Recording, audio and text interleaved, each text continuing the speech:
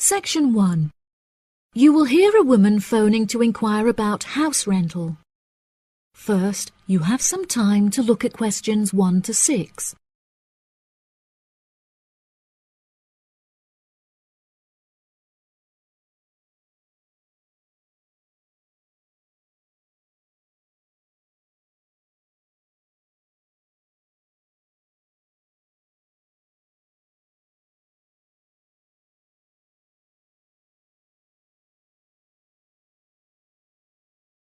You will see that there is an example that has been done for you.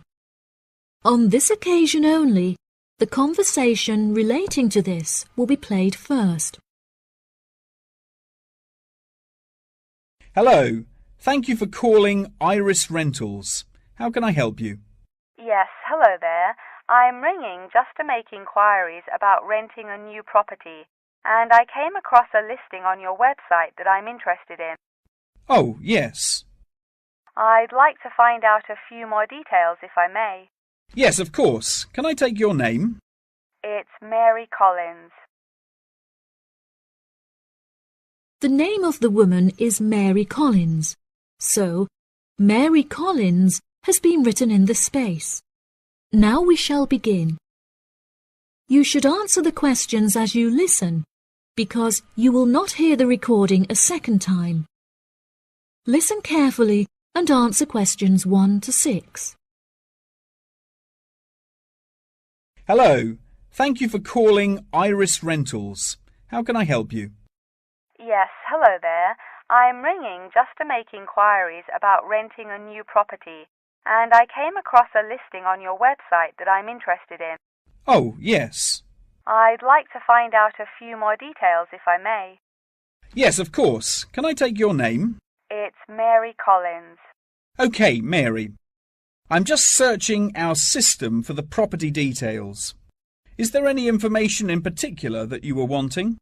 Does the house have a gym? No, the house doesn't have a gym. However, the house has a large swimming pool, which will be great for exercise and really refreshing during the summer. Oh, wow. That sounds lovely. What is the general layout of the house? This house is rather unusual, as the living room is located upstairs with the bedrooms, and downstairs at the ground floor is the dining room, which has a lovely view out over the swimming pool. Does the house come with a car parking space on the street? Oh, there's no need for that. The house comes with a big garage where you can park your cars, and there's also a lot of room for storage. It's attached to the house through a door in the kitchen. Oh, that's perfect. It'll make it far easier to carry my food shopping into the house. Oh, yes, absolutely. You actually don't even need to take your car to do the shopping, as the local supermarket is just down the street. You can walk the distance easily. Really? How convenient. Is there anywhere near to the house where I can take my children to play? Unfortunately, there aren't any playgrounds nearby, but there is a park near the supermarket that would be great for taking your children for a walk.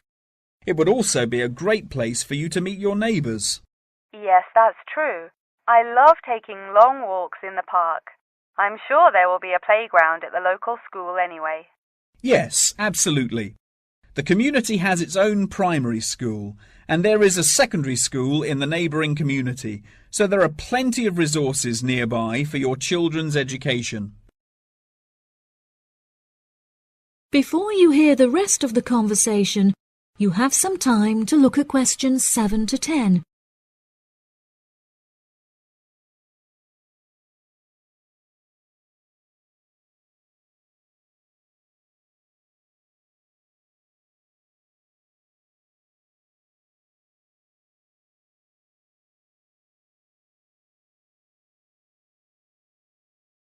Now listen and answer questions 7 to 10.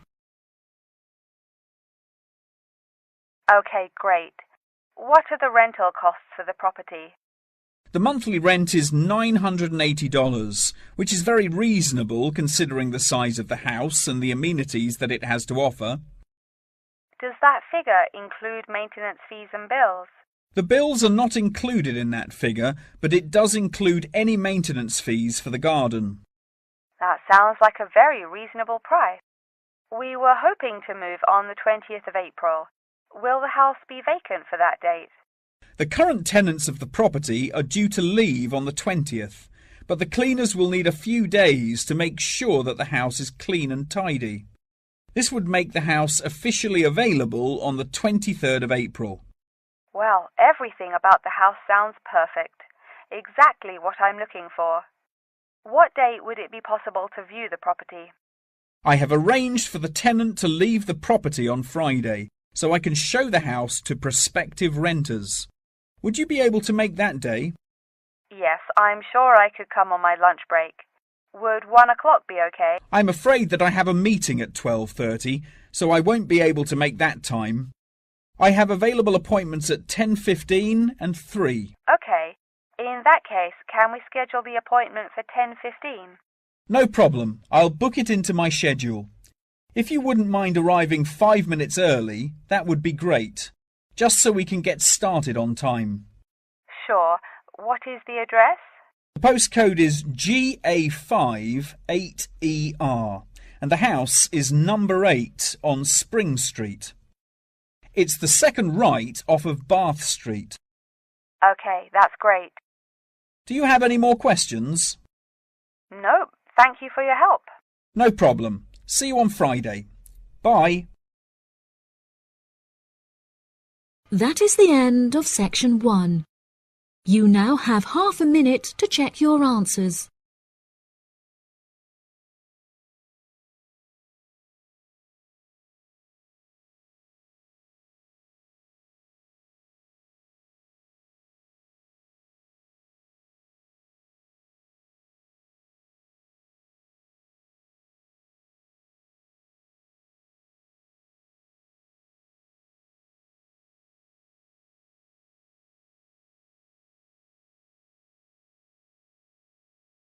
Now turn to section 2.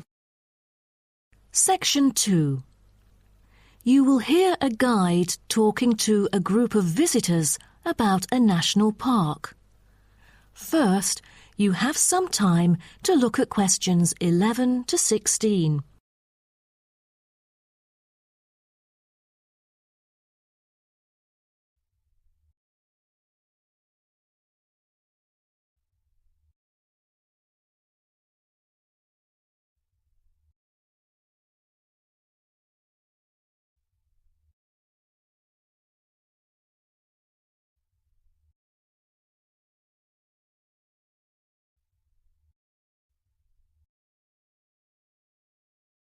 Now listen carefully and answer questions 11 to 16. Welcome to Byron National Park. I am Jim Carson, your tour guide for the trip. First, I'd like to give you some basic information about the park. Covering 7,000 acres of land and spanning across 3 states, Byron National Park was established to protect the area's most spectacular scenic values. With unique geological features, natural history, and native plant and animal life, it is an ideal destination for recreation as well as research purposes. The park has a breathtaking waterfall connecting the longest river in the country, but it is most renowned for having the largest subtropical rainforest worldwide. There are many layers of tall, medium, and low vegetation growing with seasonal variations in the park. It is a place where the air seems green. Ardent hikers can find an awesome array of options here. Apart from the dense green rainforest, tourists can also hike along the mountain trail. Despite the stunning view, taking photos is not advised on the way up, I'm afraid, as one might get distracted and the narrow trail by the sheer cliff is quite dangerous. When you reach the top of the mountain, there is nothing better than having a picnic under the trees with your family. Accompanied mostly by wildlife, walkers as well as cyclists may find the bush track a good choice for having a tranquil time to themselves. As your tour guide, I suggest that only expert hikers take the creek circuit, because its beautiful and inspiring scenery through the subtropical jungle is paralleled by its physical challenges. A list of transport is available within the park. Bicycles are a popular choice, as it is the most flexible way to get around. Electric trams are temporarily closed for maintenance. Boat trips down the river are an ideal way to spend a tranquil afternoon.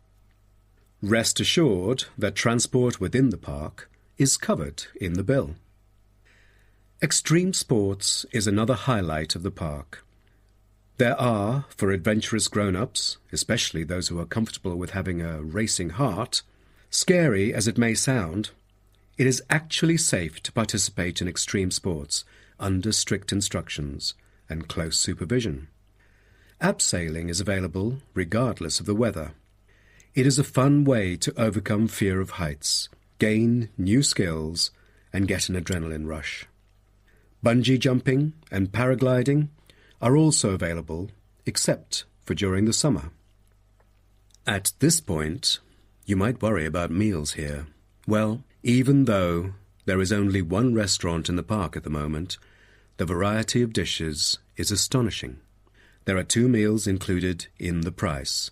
Just get your meal ticket at the reception before dining. Also, there is no need to make reservations or worry about availability, since there are plenty of tables. Before you hear the rest of the talk, you have some time to look at questions 17 to 20.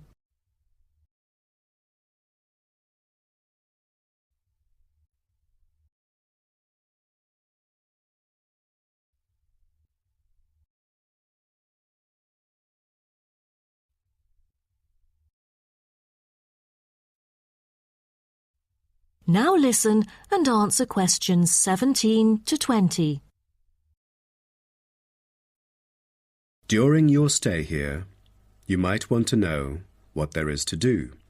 Let's turn to the plan so I can familiarize you with the layout of the park. Most tourists would choose to stay in our guest house, located in the southeast corner.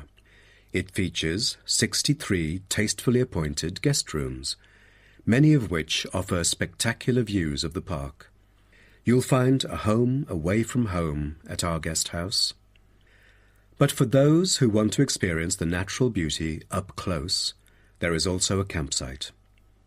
When you get out of the guest house, go straight ahead, turn right at the end of the road. To your left, there is a campsite amongst the trees where you could spend a night under the stars together with owls and chipmunks. If you look at the top left of the plan, you will notice a picnic area.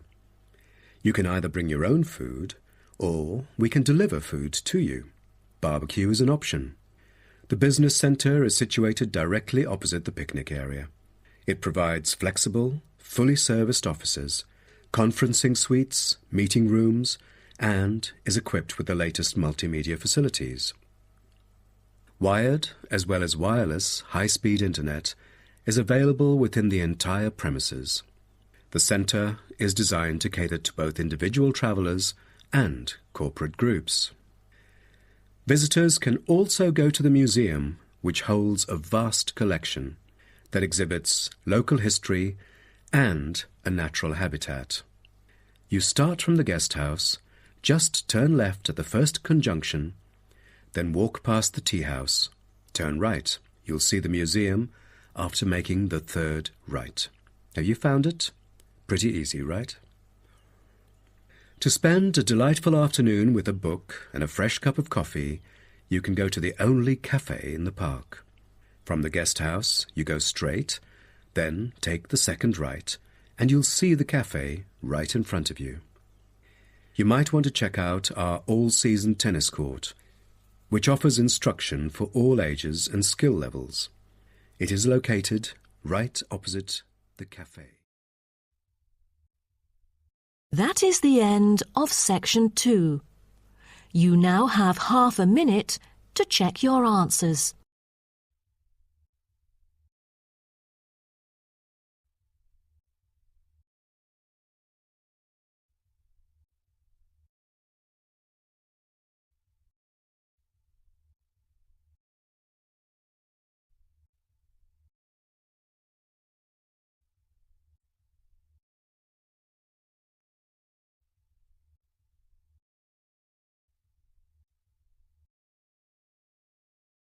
Now turn to Section 3.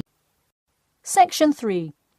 You will hear two students called Jimmy and Kathy talking to their tutor about the current research paper.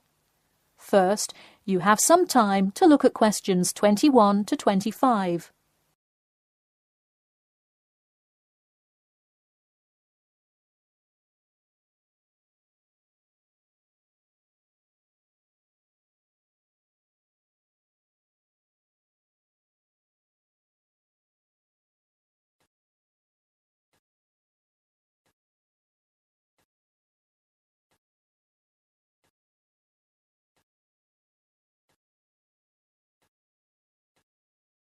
Now, listen carefully and answer questions 21 to 25. Before we start, Jimmy and Kathy, thanks for coming in today to talk about your current research paper.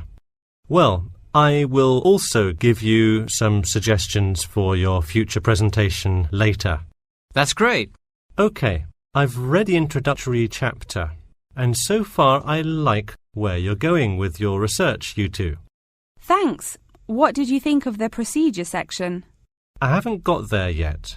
I'll get to that and the results and discussion section in a bit. Oh, if you haven't read the rest, are you just saying you like the introduction? No, the layout is really well done. You have each section clearly marked and have the header and footer perfectly formatted. And your title page is right on the money. A lot of students have trouble with that one. To be honest, we did refer a lot to the example we received in class. That's good to do for spacing and layout, as long as you're not also copying the information. The background information is a little sparse, though. You may want to add to it. You think so? I was more worried about whether I had enough data. You definitely need more background information. I would think about finding some more online articles or doing more research in the campus library. That's a good idea. We can go tomorrow. I find it too tough finding the subject matter in the online journal database. I also like being able to flip through the physical journal as opposed to trying to scroll down on a computer. Me too. Oh, I almost forgot. I've included all of my citations in the abstract, but could you help me with the bibliography? I should be using a bibliography, right? Not an appendix. Sure, I can help with that. Yes, for this type of scientific research paper, list all sources that you cite in the body of your paper in a bibliography. Go to the website I gave you last time to see the exact way to list each source. Okay, thanks. I'll do that. We still have a lot of things to fix up. Yeah, but there's a lot of good stuff here to work with. So enough about the paper. How is the presentation going? Well, it's all right. I'm going to go try out the new presentation software while Jimmy's working on the bibliography. Yeah, we are hoping to make an animation of an actual pump, but still have a lot to learn about how to do that. Before you hear the rest of the talk, you have some time to look at questions 26 to 30.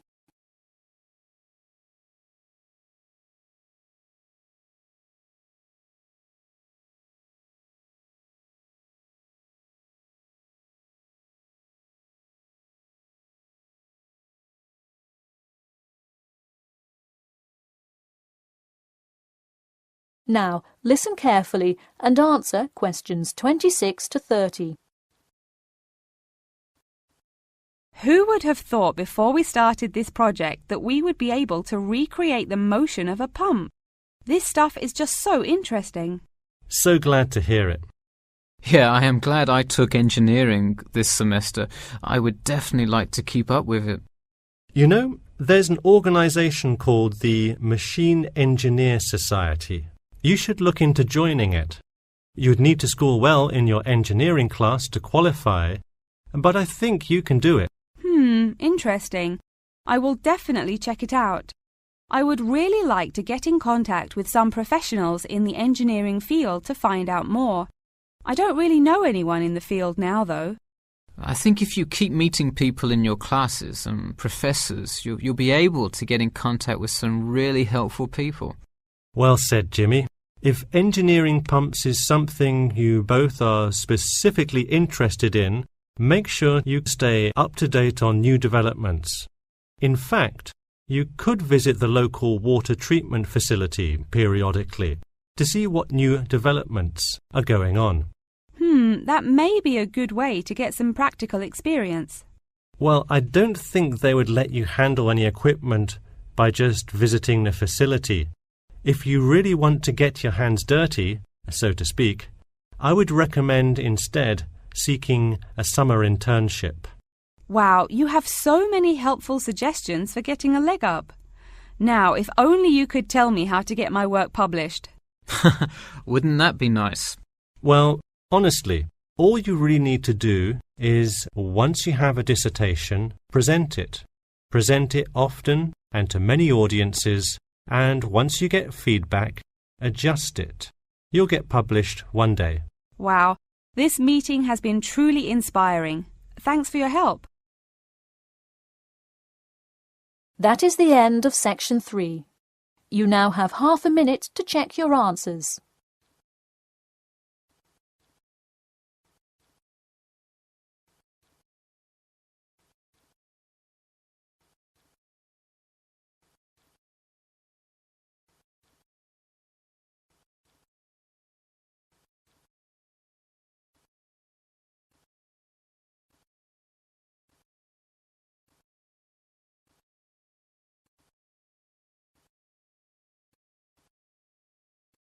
Now turn to section 4. Section 4. You will hear a talk on the history of football in Great Britain in the 19th century. First, you have some time to look at questions 31 to 40.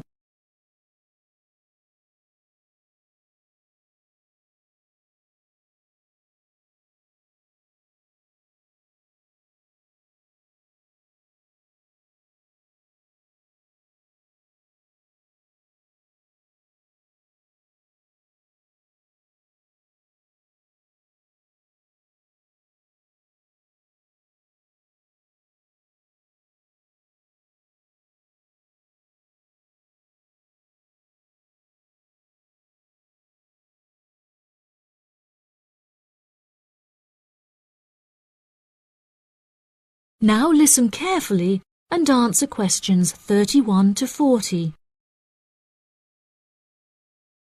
Great Britain is often hailed as the home of football, with talented players travelling from far and wide to play for teams in the English Premier League, one of the most popular football leagues on the planet. Today we are going to take a look back to the 19th century Great Britain, in an attempt to trace the evolution of the beautiful game, as it is now known. Prior to the 19th century, the game featured a wide variety of local and regional adaptations, which were later smartened up and made more uniform to create our modern-day sports of association football, rugby football, and Ireland's Gaelic football. Even up to the mid-19th century, Shrovetide football, or mob football, was still widely practiced. According to the rules of mob football, there were no rules. A player could legally use any means whatsoever to obtain the ball, such as kicking, punching, biting, and gouging, with the only exceptions being murder and manslaughter.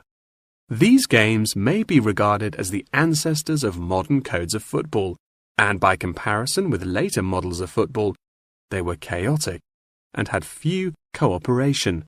Towards the latter end of the 19th century and moving into the early part of the 20th century, however, there appeared a newfound emphasis on moral values in football. Perhaps a more modern example of this can be seen in John Terry's suspension as England captain, following reports of his infidelity to his wife. Furthermore, as mob football died away, there grew a greater concern for players' health and general well-being, with many clubs affording their top players access to frequent medical checkups and treatment. Despite the presence of Great Britain's unique state-funded National Health Service, football clubs are still seen today, providing team members with state-of-the-art healthcare facilities, with the top clubs even housing their own specialist doctors and physicians.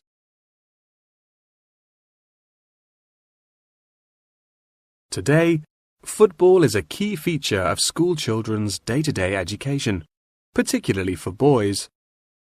With the help of football associations, all schools in the UK are boasting their own football teams. This mainly comes as a result of pressure put on schools and the government by concerned parents, who felt that football education taught their children valuable lessons and indeed vital life skills, such as teamwork and a drive to succeed. Nowadays, many of the UK's top football clubs provide training facilities and outreach programs in an attempt to educate the nation's aspiring youths. As I previously mentioned, it was only during the 19th century that football in its uniform concept truly began to emerge, with footballers previously playing according to their own versions of the rules. However, it was not until the early 20th century that different players actually began to play according to these standardized rules. Prior to the 19th century, football was played by all the major English public schools, including the likes of Eton College, Winchester College, and Harrow. In 1848, there was a meeting at Cambridge University in an attempt to lay down the laws of football. Present at the meeting were representatives of each of these major public schools, whom each brought a copy of the rules enforced by their own individual school's rules of football. The result of the meeting was what is now known as the Cambridge Rules, thereby uniting the rules from across the country into one simple document. However, the Cambridge Rules were not liked by all, and a new set of rules, Thring's Rules, compounded in the book The Simplest Game, became commonplace among dissenters. Across the country, improvements in infrastructure and public transport had a knock-on effect of dramatically increasing attendance to football games. Football quickly became a social event where spectators would meet friends, drink tea, and chat about the good old days. As football became more and more popular, it was decided that more money should be invested in maintaining the quality of pitches, amongst other things, and there was even talk of installing seating for spectators. However, the question of who was to foot the bill quickly became a divisive issue, with many believing that the government should fund football's development as a national sport. But in the end, the onus fell upon Britain's local and regional football clubs for the funding and development of the Football Association. They became responsible for the upkeep of football grounds, began to pay their best players a small salary, and organised competitions against other local and regional teams. And there began England's Football Association, or the FA, as we know it in its current form, the governing body of football in England. As the FA continued to grow and accumulate greater wealth, it was able to attract more and more talented young men from across the country, before finally accepting professional talent in the early 20th century. Today, football is played at a professional level all over the world. Millions of people regularly go to football stadiums to follow their favourite teams, while billions more watch the game on television or on the internet. That is the end of section 4. You now have half a minute to check your answers.